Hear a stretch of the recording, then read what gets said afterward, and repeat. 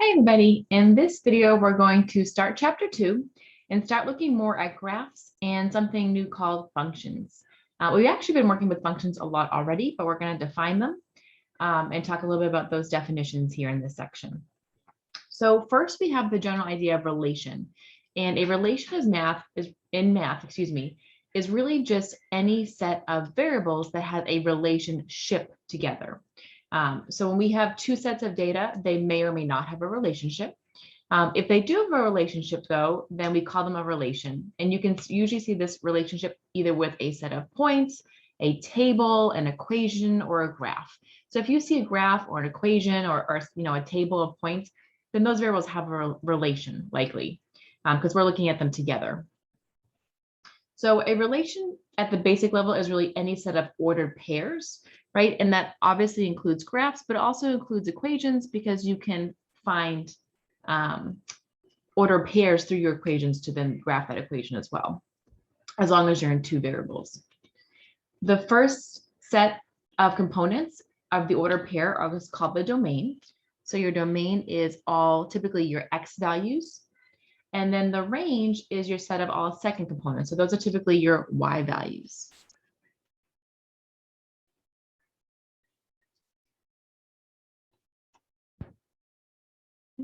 Now, of course, you can use different variables. So if we're using the standard variables, then you're using x and y. But if you're using different variables, you just want to keep them in the right order. So your domain is always for the first values in the pair, and your range is always for the second values in the pair, or the outputs. So the easiest kind of relation to look at is either a table or a set of points. So here we just have a set of points, and you can pick out your domain and range very easily. So your domain here would be the first value. So the 0, the 2, oh, I'm missing a parenthesis there, sorry guys, and the 3. Now, when you write your domain, you don't have to repeat values. So I can just write it as 0, 2, and 3. Now, you don't have to put it in order, although we usually do. So you're going to see that a lot of times the domain and range will be in order. But technically, if you want to write it in a different order, like 0, 3, 2 instead, it's still correct. The only thing you have to make sure is that you don't repeat values. That would be marked wrong if you were to write the number 2 twice here. Your range would be your y values in this case, or your second values. So the 187, the 212, the 225, and the 238.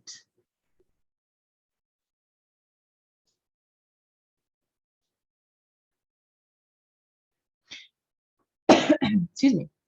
I use these little squiggles here because that represents a set. So you want to definitely use this little squiggly notation here, not parentheses or brackets instead. So anytime you see that squiggly notation, it means that you have a set, so a group of data.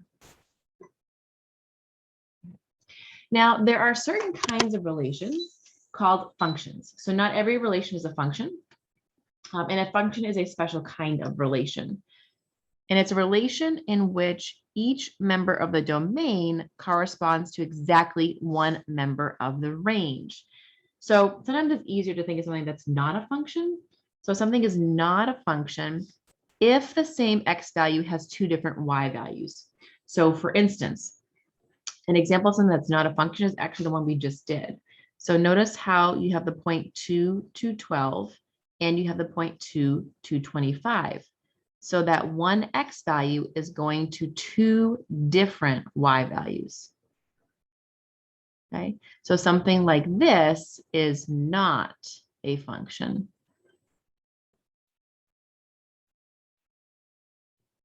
Now, there's nothing wrong if you don't have a function. So there's lots of examples that are not functions. Circles are one example, or your ovals and ellipses. That's like that whole group of equations, excuse me, are not functions. So they're still good equations. They're just not a function. Functions we kind of like because they're a little bit simpler. So we know that if we input a value, we only get one answer back out rather than two answers or more than two answers. So that's why we tend to like functions. So here's a real world example of a function. So how this actually could be, applied on like a basic level here. So something that is not a function in the real world would be something like the sale of diamond rings. So if you go and buy a 1 carat diamond ring, that 1 carat could have many different prices depending on the quality of the stone. So if your X value here is 1 for 1 carat and your Y value is the price, then you can have multiple different prices for that same X equals 1. So it's not a function. Something that would be a function, at least last I checked, would be Girl Scout cookies. So Girl Scout cookies are $5 a box. It doesn't change price from flavor to flavor, again, unless they've changed something recently. They're always $5 a box.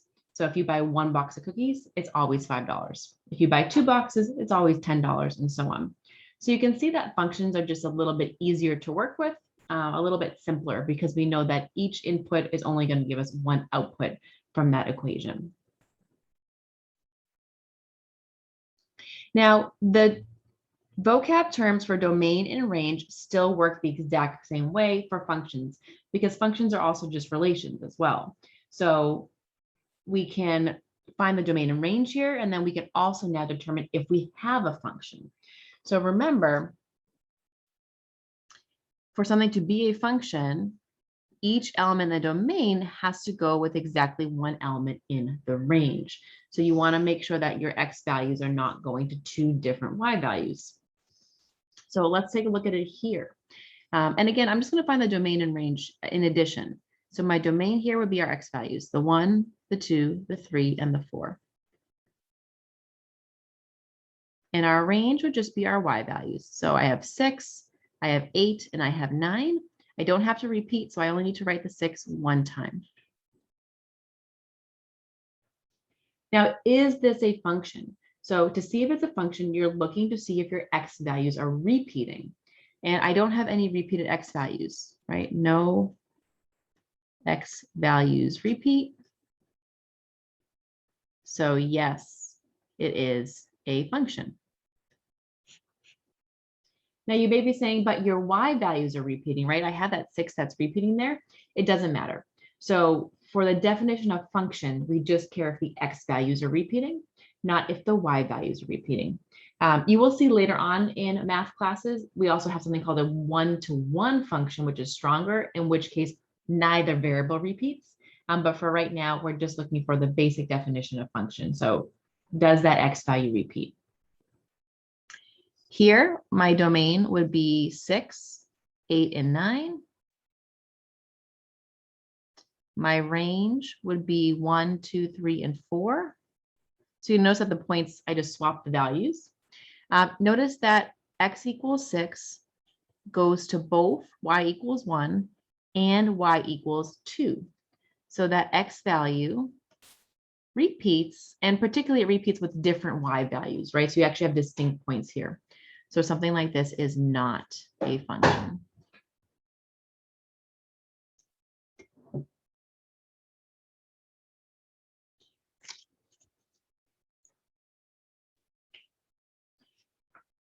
One last thing I want to talk about before I go on here is that when you have sets of points, sometimes we also write them a different way, just in case you see this.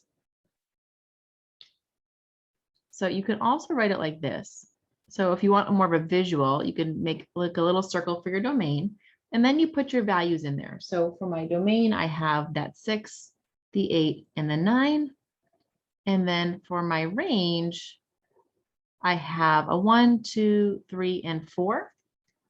And then what we do is we just use arrows to show what's paired with what. So that 6 is paired with a 1 and also with a 2. The 8 is paired with the 3, and the 9 is paired with the 4. So you can also see here that it's not a function because that same 6 is going to 2 different Y values. So this is just more of a visual representation of domain and range, if you see that or if you find that helpful.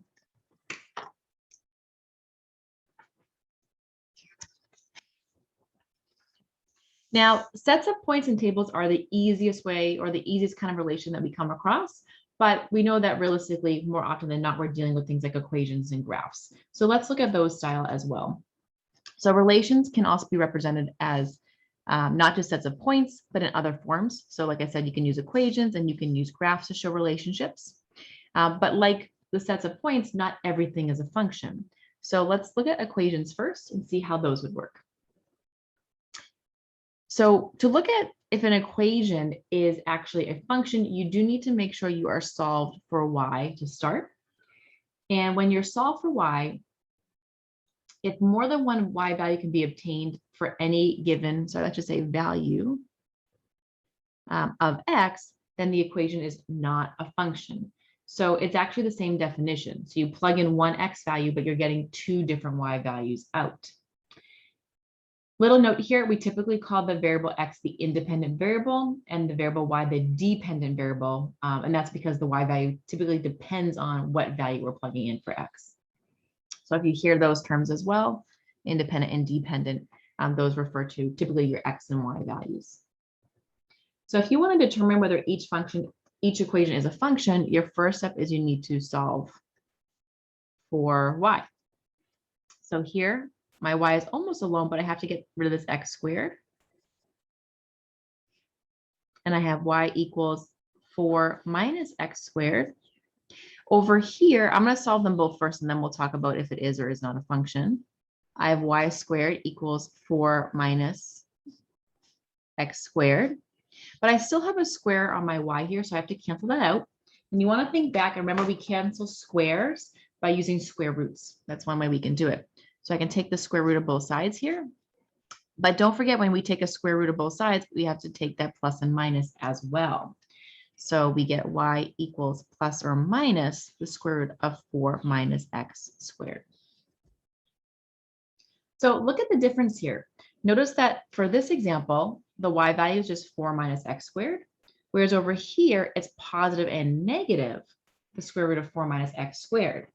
So this plus or minus gives two outputs or y values for the same x value, right? If you're not sure, let's take a look. If I let x equals 0 here, I have y equals plus or minus the square root of 4 minus 0 squared, which is just the square root of 4. But again, that plus or minus is going to give me two values, positive and negative 2.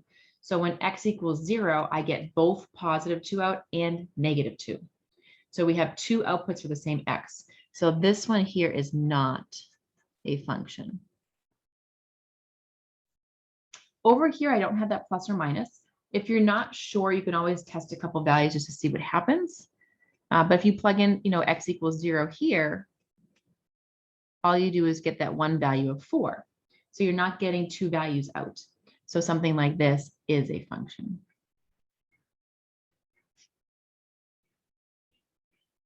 So basically, when you're solving, you really want to watch out for any powers on the y that are even.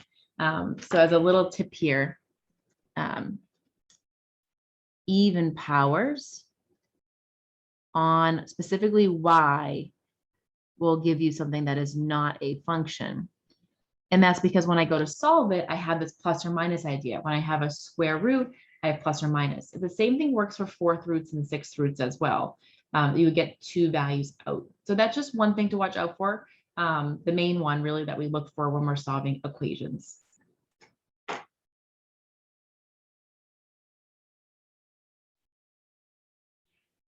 Now, if we know something is a function, like the example on the left, then what we like to do is we like to rename it.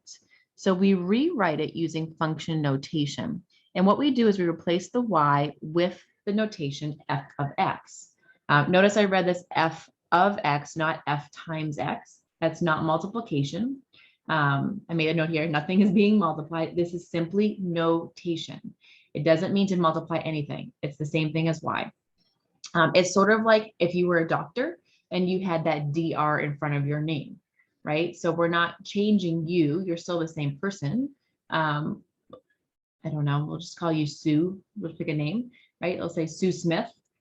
So Sue Smith is the person, but if she's a doctor, we're going to give her that DR in front, Dr. Sue Smith. So we haven't changed her. She's still the same person, but in certain situations, she's going to put that DR in front of her name so that everybody knows, maybe at the hospital or at the doctor's office that she is the doctor, right? We're just renaming it. And that's what we're doing here. So we're putting this fx here to tell everybody, hey, this is a function. I've already checked it. You don't have to check it again. When you plug in an x value, you're only going to get one y value. It works out pretty nicely. So that's all we're doing here. So instead of writing it like this, we would write it like this. Y and f of x are the same exact meaning. Okay, so be careful there. There's always students who start multiplying things by x here. We're not doing that. It's just notation. Now, how do you evaluate in this notation? Well, when you see something like this, that inside value is your x. So all you're going to do is take your function and replace the x with, in this case, 2. So I have 2 squared plus 3 times 2 minus 5. And then you're going to simplify. 2 squared is 4. 2 times 3 is 6 minus 5. 10 minus 5 is 5. So what I'm getting here is that f of 2 equals 5. So that inside value is your x, and the output is the same as your y. So you actually can write this as well as the point 2, 5. So I can go back and forth between function notation and points. Again, this is still just a y idea here. So I haven't changed anything. I'm just using different notation. So when you have something inside the parentheses, that's your x value.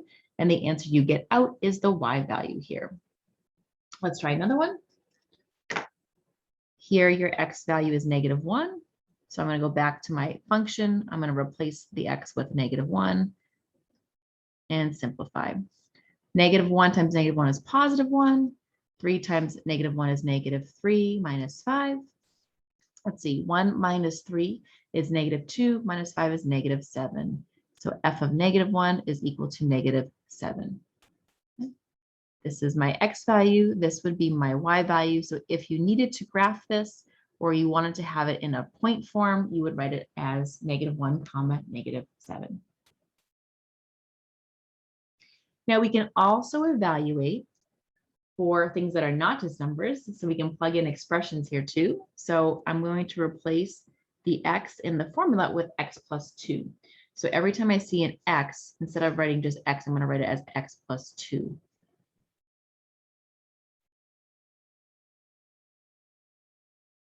And then I'm going to go ahead and simplify it. Now here, you do have a bit of work to do, right? You have to actually go ahead and FOIL this first part out. So let's see, I have x squared, and then I would have plus 2x plus 2x plus 4. For the next group here, I would have 3x plus 6 minus 5. Combining like terms, I have just the x squared.